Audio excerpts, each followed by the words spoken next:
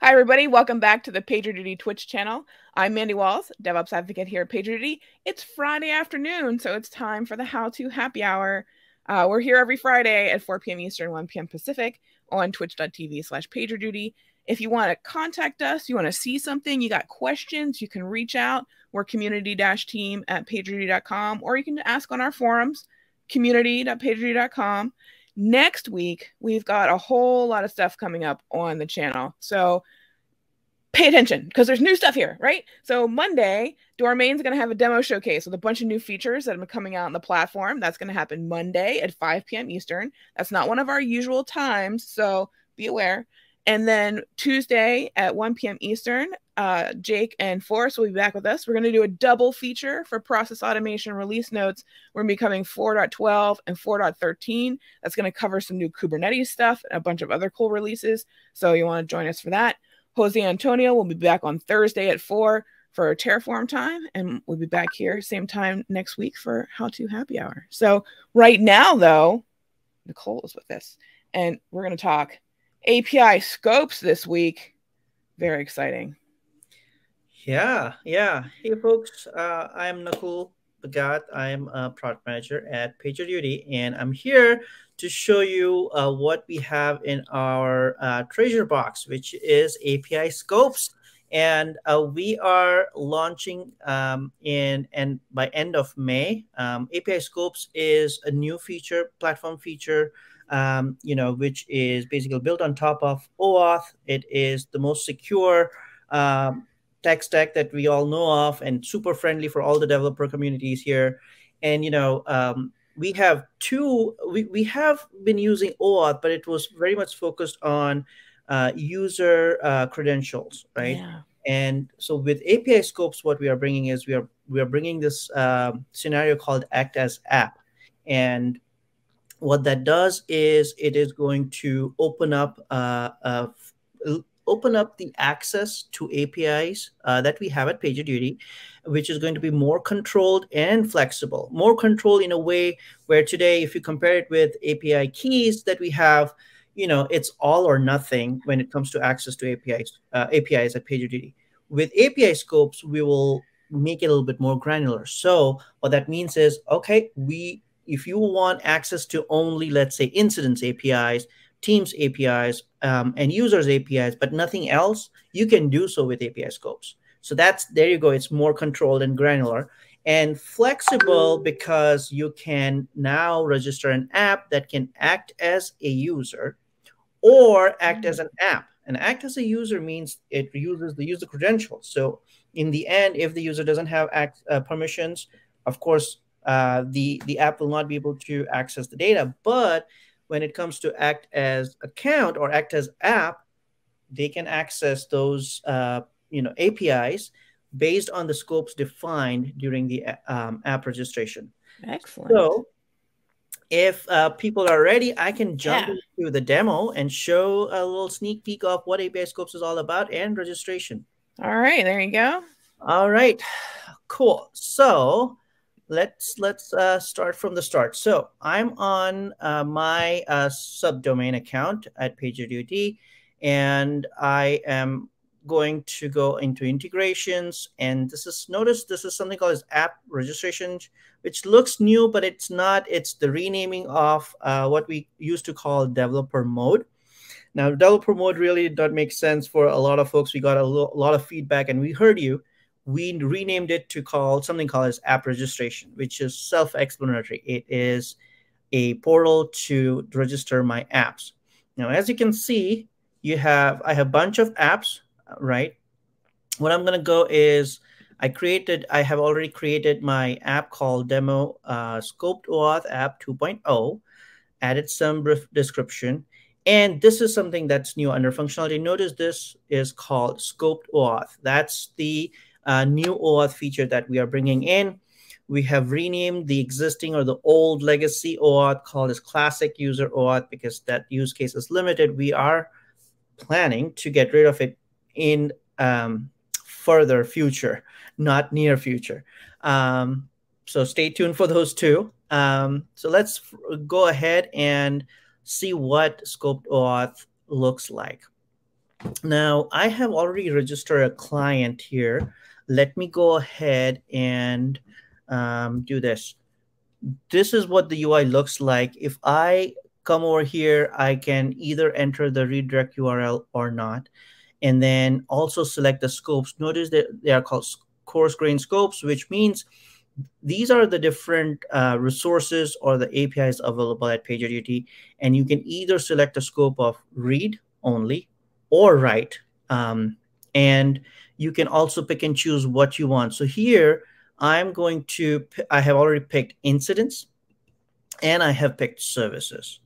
And then you notice this is kind of, it just gives me a little, text that I can copy and use it while I fetch a scope token, which I'll show you in a minute how I would do that, and use that token into our request that we send to the APIs.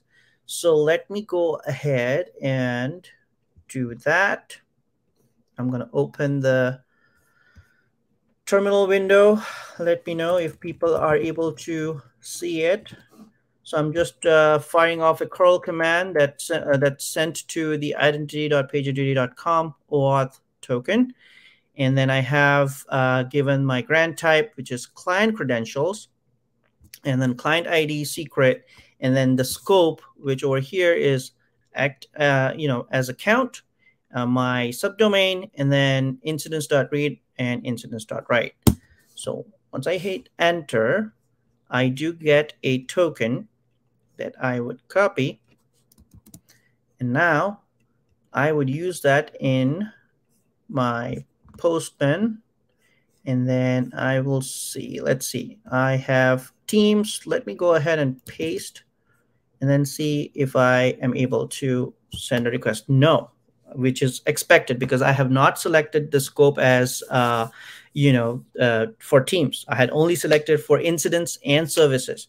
So this is great. And I'll look at the response. It really tells you this token is missing the required scope. It tells you what scope is missing and what scopes it has. So it has incidents.read and services. So this is great. Now, let me try to see if I am actually able to use the same token for my incidents endpoint. So here's the incident endpoint. Oops, sorry. Paste it, send it. Look at that. I got a 200 response, 200 status code. And I don't have any existing active incidents on my subdomain. So the array that I got is empty, but I was able to successfully send a request to the incident API. Let's see if I can do that for services too, right? And I was able to not typo. There you go. I have services as well, right? So I'm able to read the services. Let's see if I'm able to read users. And again, as you can see, I got same error just like for the Teams, but in this case, it just says, okay, I need a users.read. Now, so let's say as an admin, I was able to register an app, and I just forgot about setting up the right scopes. And if I want to update that, I can do so. I can go back to my app, and I will select a read access to Teams, right? And then I'll hit save again, and it says the app got updated successfully. And once I did that, I will have to refetch the token, because notice the token that I had fetched before, it only had access to incidents and services. So I will have to refetch, and what I'm going to do is also add teams.read, right, as a scope, fetch this new token, copy it. If I can only know how to copy it properly, right? All right, there. And let's go to Teams, where in the first time when we used the token, it was forbidden. Now let's see if I'm able to read the Teams with this new token, right? And there you go.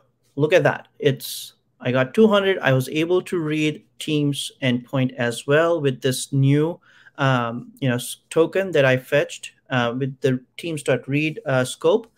So this is pretty powerful for admins out there who wants to register an app and who wants to, basically have more control on the data that these apps can access. So you can do that by registering an app with the defined scopes.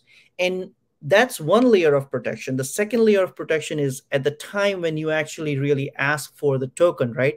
Just like how I, fired off this command, I had to mention teams.read. Now, if I had not mentioned it over here, then I would have not gotten a token that had the access. So this is the second layer of kind of protection. That's pretty neat, and I believe this is a pretty neat functionality and gives more power. And with more power, more responsibilities. True enough. So if you've got the scoped auth, you have the app that's set up in your PagerDuty account, and then you want to so you don't necessarily have to deploy all of the tokens with the same permissions off of that app. Yeah. So what that means, what this would mean is, yeah, you don't really have to deploy or have the app. Let's say you register with all the maximum possible scopes, but then when you're really fetching the token, you don't have to pass in everything. You can restrict that too, and that way you don't have to constantly update the app, but all you need to do is ask for the token New that tokens or scopes.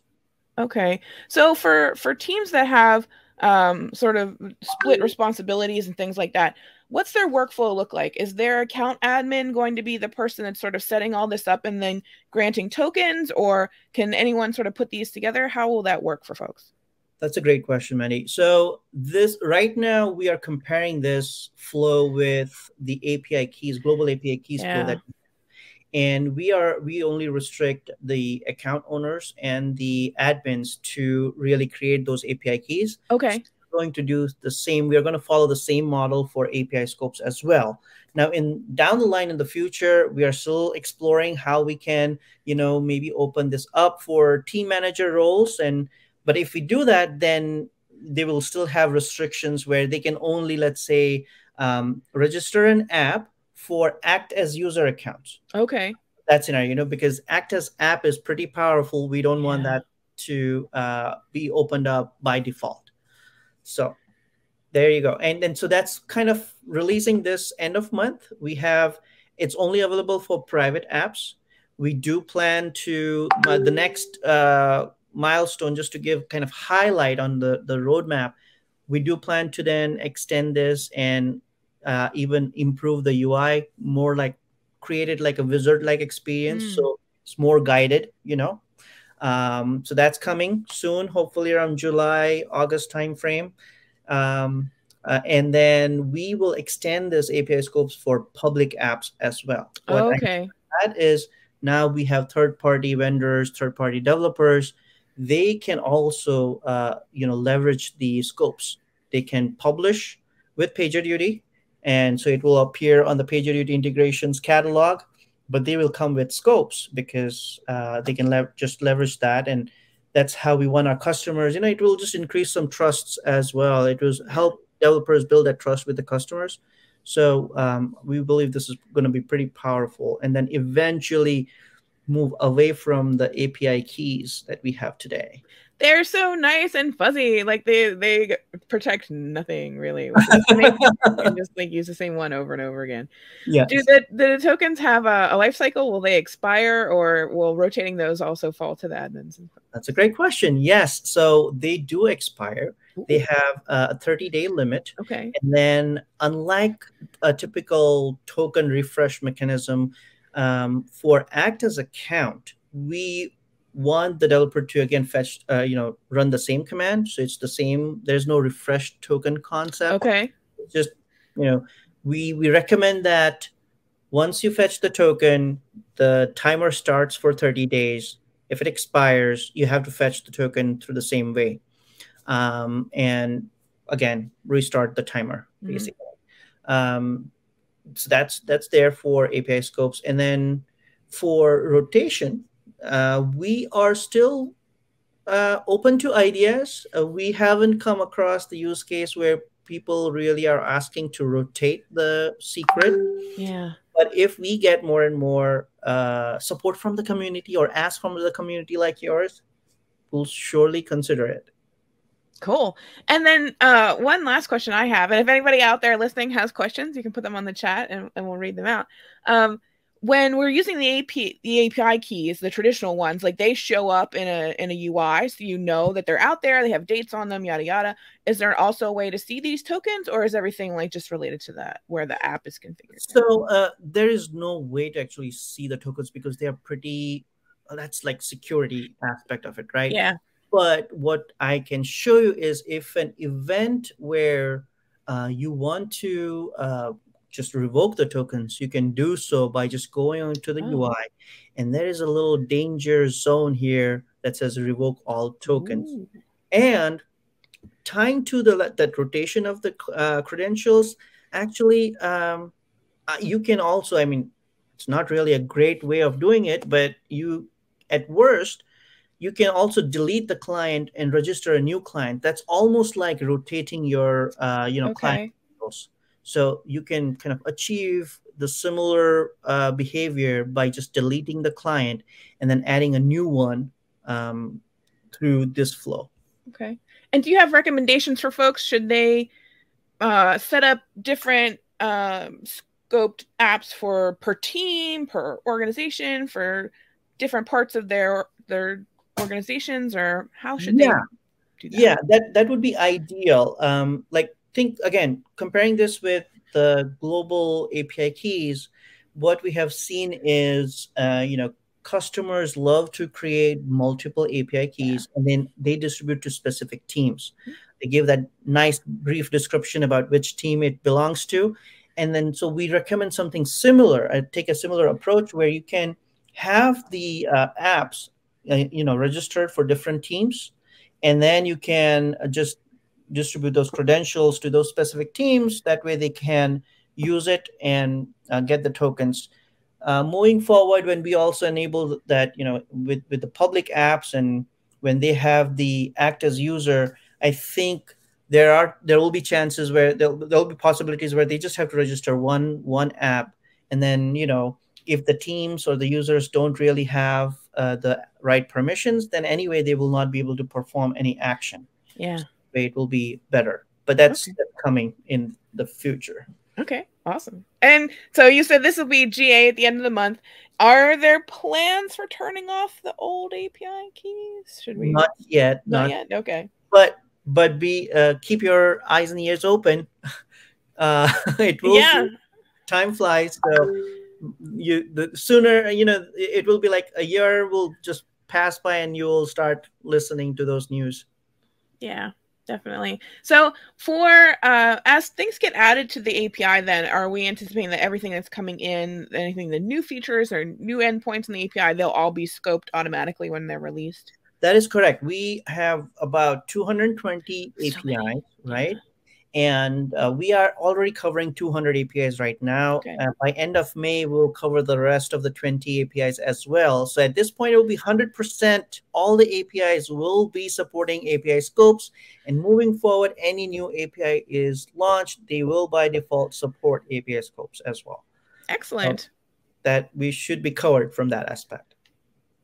Fantastic. So if folks want to try this out before the end of the month, they need to get some early access on that, or? That is true. If they want to try it before the end of the month, yes, because it's behind feature flag. So we would love to hear from you. We would love to get your, know your subdomain that you would want to try it out, and then we can enable it before the month ends. Excellent. I'll put that link in the chat for folks. That is our early access request form, and it covers all kinds of things we have in early access right now. API scopes is included on that, so you can check the box there and play around with things. I did put the other documentation page in there so folks can get a preview of that, especially requesting those tokens, so you can get a workflow put together and have all that set up when you're ready to go. So yeah. I'm excited to try it out. I haven't played with it too much yet. I've poked around in it a little bit, but Yeah, I'm super lazy with my stuff when I'm doing demos. It's just like the API key is just there and you get access to the universe. And Right, exactly. yeah, I have to behave now. So. Yeah. And happy to, if guys, if you're still listening, if you have any questions, more than happy to answer. Yeah, if anybody out there wants to know anything else about these, so far nothing. But how can folks then? What's the good feedback for these? So, if folks have questions or they want to get in touch, is this something they should reach out to their account manager for?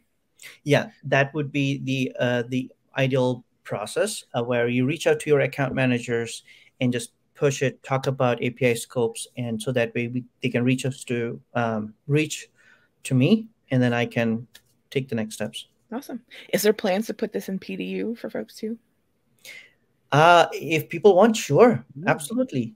Awesome. We'll keep an eye out there. For folks who haven't used it before, university.pagerduty.com is our online training, and you can check out all of our stuff there. So yeah. Well, excellent. Doesn't look like anybody has any questions, but you can get in touch. You can always drop an email to us, our team, community-team@pagerduty.com, and we will route things to the right place. You can always reach out to your account manager and ask them questions, get a demo, and learn more about things from that space. In the meantime, we'll let you go, Nicole. This is great. All right. It'll be super fun. Yeah, thanks for joining us today. Thank you all. All right, everyone. We'll sign out for now. We'll wish everybody an uneventful weekend, and we'll be back on the stream on Monday. Thanks. Awesome. Bye. Thanks for watching. Make sure you never miss a stream. Follow us at PD Community and PagerDuty on twitch.tv. If you're watching on YouTube, don't forget to like and subscribe. If you'd like to be on our stream, email us at community-team@pagerduty.com so we can feature the cool things you're doing. And don't forget, check out all of our global events on our calendar at pagerduty.com/events.